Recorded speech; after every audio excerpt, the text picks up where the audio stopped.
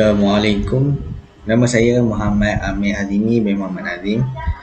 Nombor metrik 062125. Puasa. Puasa menurut bahasa ialah menahan diri daripada melakukan sesuatu seperti tidak makan, tidak minum dan tidak bercakap dengan perkara yang tidak berfaedah. Hal ini berdasarkan firman Allah Subhanahu Wa Taala yang menceritakan perihal Maryam alaihissalam. A'udzu billahi minasyaitonir rajim. Inni nazartu lirrahmani sauma. Sadaqallahul azim. Maksudnya, sesungguhnya aku bernazar diam membisu kerana Allah, yakni Ar-Rahman. Ayat daripada surah Maryam, ayat yang ke-26. Puasa dari segi istilah dari syarak ialah menahan diri daripada sebarang perkara yang membatalkannya, seperti makan, minum dan melakukan zina, bermula daripada terbit fajar sehingga matahari terbenam berserta dengan niat. Sejarah pensyariatan puasa. Puasa bulan Ramadan telah difardukan pada bulan Sya'ban, yakni pada tahun kedua Hijrah. Ibadah puasa telah diamalkan oleh kalangan umat terdahulu dan ahli kitab yang sezaman dengan Rasulullah SAW. Menurut firman Allah Subhanahu Wa Taala, A'udzu billahi minasyaitonir rajim. Ya ayyuhalladzina amanu kutiba alaikumusiyam kama kutiba alal ladzina min qablikum la'allakum tattaqun. Sadaqallahul azim. Maksudnya, wahai orang-orang yang beriman, kamu diwajibkan berpuasa sebagaimana diwajibkan ke atas orang-orang yang terdahulu daripada kamu, supaya kamu bertakwa. Akan tetapi, kewajipan berpuasa pada bulan Ramadan belum disyariatkan lagi pada ketika itu. Persamaan antara mereka dengan umat-umat terdahulu ialah dari segi persyariatan puasa itu saja. Kemudian, umat Nabi Muhammad SAW secara khususnya telah difardukan berpuasa pada bulan Ramadan, yakni pada tahun kedua Hijrah. Dalil pensyariatan puasa pada bulan Ramadan.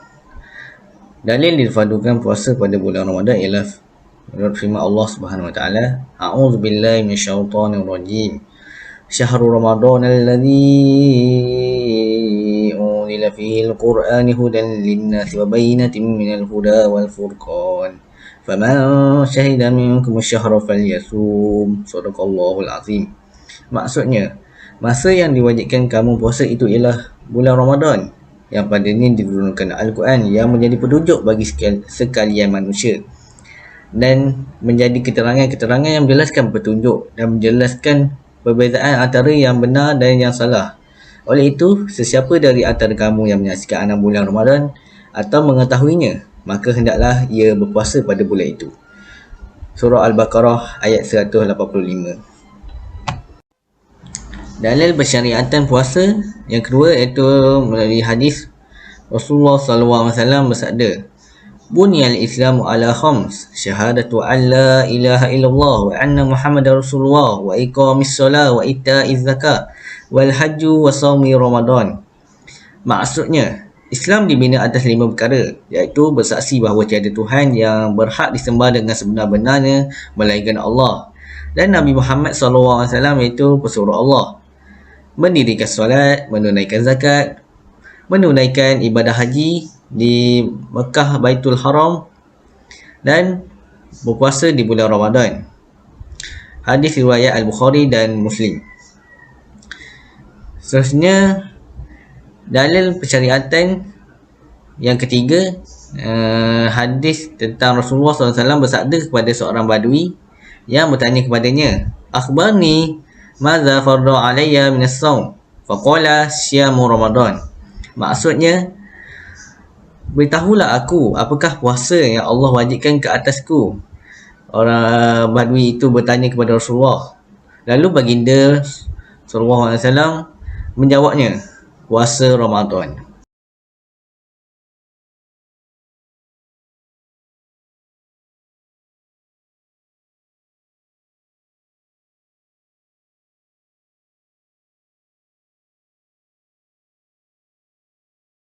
Seterusnya, saya akan menerangkan tentang isu hukum puasa bagi orang yang terpaksa menjalani ujian saringan perubatan COVID-19 seperti no swab test. Adakah ia membatalkan puasa? Yang pertama, swab test atau ujian saringan COVID-19 yang menggunakan kaedah swab hidung ataupun swab mulut yang dijalankan ketika sedang berpuasa adalah tidak membatalkan puasa. Hal ini kerana calitan yang dijalankan melalui kedua-dua proses tersebut tidaklah sampai ke rongga dalam. Selain itu, pengarang Al-Fiqh Al-Manhaji berkata, dalam perkara yang membatalkan puasa ialah sesuatu benda masuk ke dalam rongga melalui ruang yang sedia terbuka. Benda di sini bermaksud sesuatu yang dapat dilihat, manakala rongga bermaksud ruang selepas halkum hingga ke usus dan tali perut. Ruang yang sedia terbuka bermaksud mulut, telinga, kemaluan dan dubur bagi lelaki dan perempuan.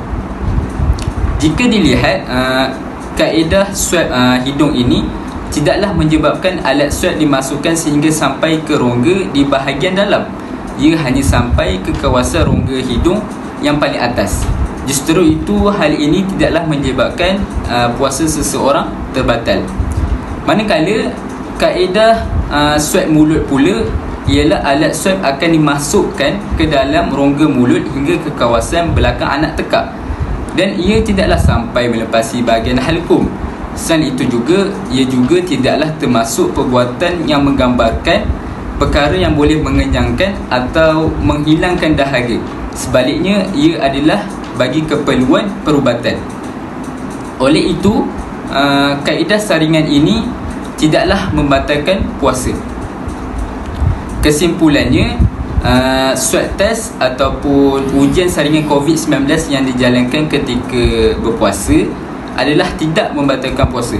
Hal ini kerana calitan yang dijalankan melalui kedua-dua proses tersebut tadi tidaklah sampai ke kawasan rongga dalam.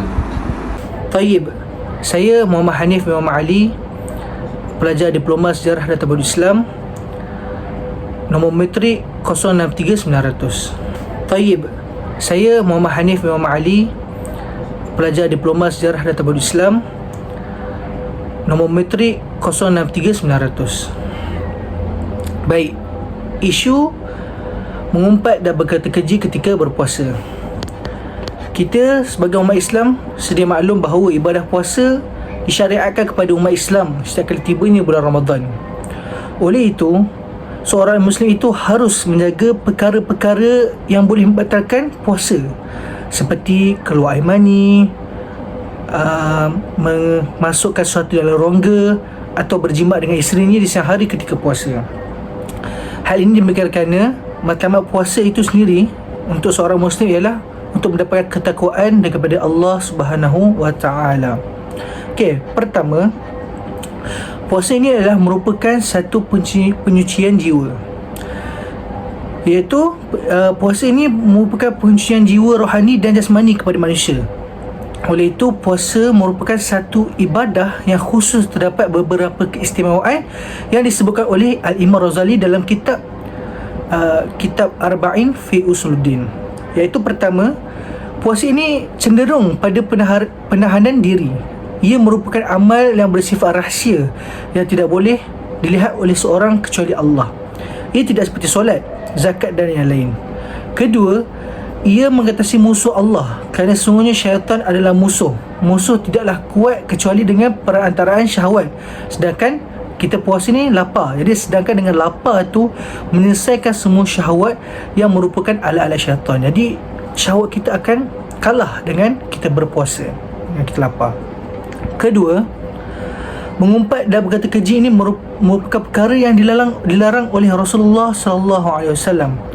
Dalam satu hadis Nabi yang disebutkan oleh Abu Hurairah radhiyallahu anhu, Rasulullah sallallahu alaihi wasallam bersabda, sesiapa yang tidak meninggalkan kata-kata dusta dan amalan yang keji, maka Allah tidak berhajat pada buatannya yang meninggalkan makan dan minumnya. Dijelas di sini bahawa berkata keji dan mengumpat ini satu perkara yang dilarang oleh Rasulullah SAW. Tetapi di sini, apakah mengumpat dan berkata keji ini boleh membatalkan puasa seorang Muslim itu. Jadi ulama ada berbeza pendapat kat sini. Jadi kita dengarkan pendapat ulama.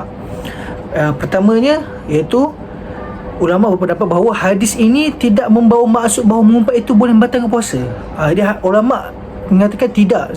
Sebenarnya hadis ni tidak membawa maksud hanya bila kita mengumpat atau kerja ni membatalkan puasa. Tetapi ingat, walaupun tidak membatalkan puasa, tetapi hanya mengurangi pahala berpuasa seseorang itu.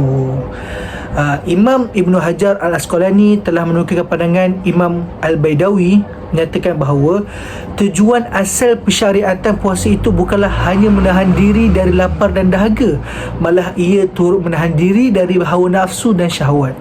Sekiranya dengan puasa itu tidak dapat menghindarkan dirinya daripada perkara tersebut, maka Allah Subhanahu Wa Taala tidak akan menerima amalannya.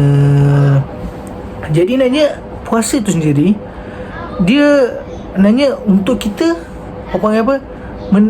meningkatkan ketakwaan kita untuk menjauhi kita dari maksiat. Tetapi kalau kita dengan puasa itu tidak dapat menangkis atau tidak dapat menahan kita daripada melakukan maksiat, maka boleh jadi Allah Ta'ala tidak menerima amalan itulah.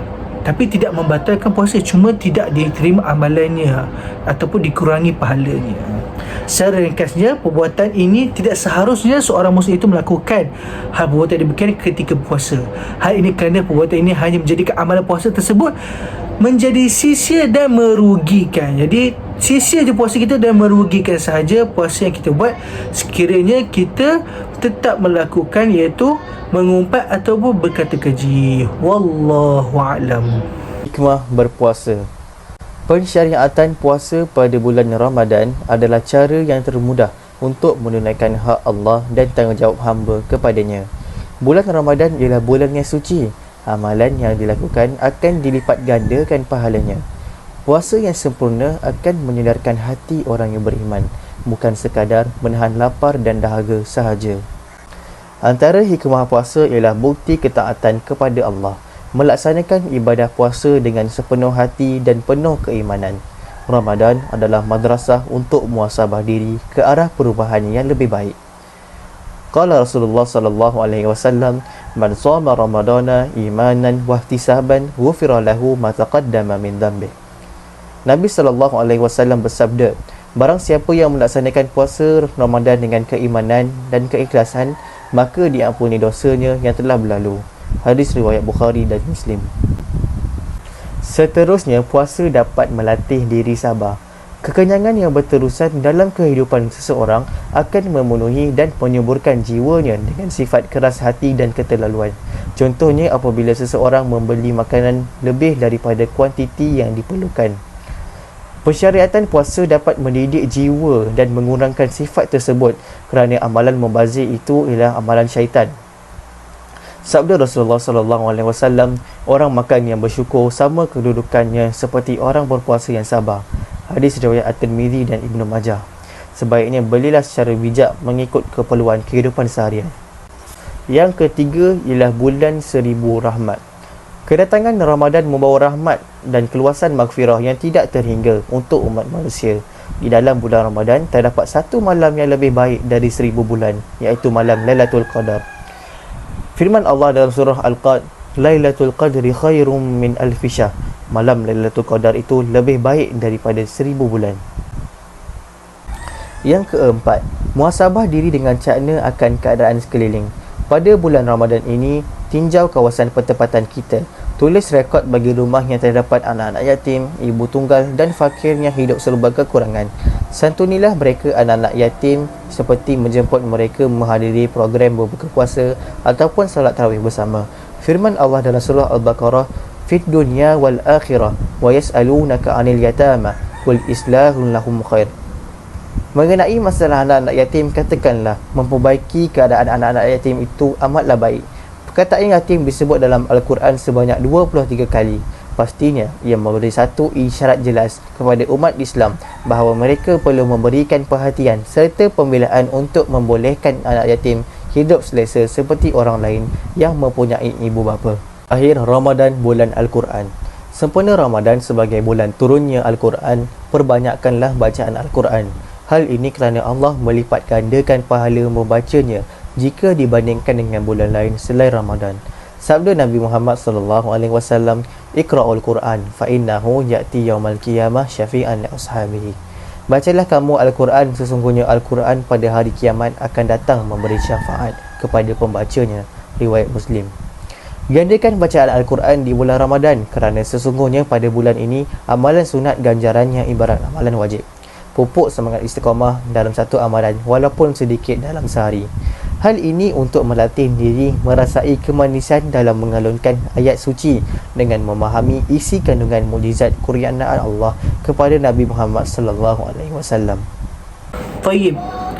Penutup kepada kesimpulan perbincangan tentang bab puasa ini, iaitu kita ambil daripada satu hadis Nabi Muhammad sallallahu alaihi wasallam. Rasulullah sallallahu alaihi wasallam sabda, Allah SWT berfirman yang bermaksud setiap kebaikan 10 sampai 700 kali ganda balasannya kecuali puasa. Sesungguhnya puasa itu untuk aku, iaitu untuk Allah SWT, dan akulah yang akan balasnya. Jadi poin pertama di sini untuk puasa ini ialah bahawa kita kena ingat bahawa puasa ini Allah Ta'ala sendiri yang membalas gandaannya. Pahala puasa ini tak dikiraannya Allah Ta'ala sendiri yang menentukan, Allah Ta'ala sendiri yang membalaskan pahala untuk orang puasa. Kata Imam Al-Munawi berkata, orang yang puasa, aku Allah, yakni Allah memberi balasan pahala yang banyak. Aku yang menguruskan balasan pahala itu tanpa diwakilkan kepada malaikat yang paling dekat atau makhluk-makhluk lain, kerana puasa itu rahsia antara ku dengan hamba-ku. Ini kerana apabila ditahan dirinya daripada hawa nafsu syahwat, maka ia diberi pahala dengan penguasaan Allah Subhanahu Wa Taala. Di Imam Al-Munawi telah mensyarahkan hadis tersebut dengan mengatakan bahawa puasa itu dapat Allah Ta'ala yang memberi balasan kepadanya. Kedua, puasa itu sebagai anugerah Tuhan. Bahawa puasa ni satu anugerah Tuhan kepada umat Islam dengan terdapat banyak kelebihan dan pengajaran kepada kita. Oleh hal demikian, kita harus sentiasa bersyukur atas nikmat yang Tuhan kurniakan ini. Bukan senang tau kita dapat satu kesyariatan puasa ni. Umat lain mungkin ada yang tak ada, ada agama lain mungkin tak ada, tapi agama Islam khususnya dapat satu syariatan yang sangat besar, iaitu puasa itu sendiri. Yang kedua, kelebihan dalam berpuasa ni banyak. Kita tengok banyak kelebihan dalam puasa ini. Antaranya kelebihan yang kita dapat dalam puasa ni ialah kita dapat meningkatkan ketakwaan kepada Allah SWT. Allah Ta'ala meningkatkan ketakwaan kepada orang yang berpuasa, tambah-tambah lagi di bulan Ramadan. Dan kita dapat mengawal nafsu kita, kan, untuk menurunkan hawa nafsu kita, mengawal hawa nafsu kita dengan kita berpuasa, supaya diri kita tidak terjerumus dalam lembah maksiat. Okay. Poin yang terakhir ialah pengajaran dalam berpuasa ni. Apa pengajaran dalam puasa ni yang kita dapat ialah banyak pengajaran. Antaranya kita dapat merasai kesusahan, atau kita dapat merasai kesusahan yang dialami oleh orang-orang lain yang tiada makanan. Kita perasan ada umat-umat lain di negara lain yang tiada makanan, tiada apa satu pun makanan, tapi dengan kita berpuasa kita dapat merasai kesusahan mereka. Kita dapat bersama, bagaimana macam bersolidariti, kita dapat bersama mereka untuk merasai kesusahan ini, supaya kita tidak angkuh, supaya kita tidak rasa macam kita sahaja yang hidup di dunia dengan penuh egonya, bahawa kita ingat kembali bahawa kita asal dari tanah, kita hamba Allah Subhanahu Wa Taala. Dia akhir kata, sebenarnya puasa ni dapat banyak rahsia yang kita akan perolehi. Puasa ni adalah satu rahsia. Kata Imam Razali, puasa ni adalah satu rahsia dalam kitab Arba'in fi Usuluddin. Jadi kita ni sebagai umat Islam kena banyak kena mengambil manfaat dengan kita mengikut apa yang telah Allah tetapkan ini. Kita akan perolehi daripada puasa ini yang akan memberi impak yang besar pada kita sebagai umat Islam di dunia ataupun akhirat. Wallahu a'lam.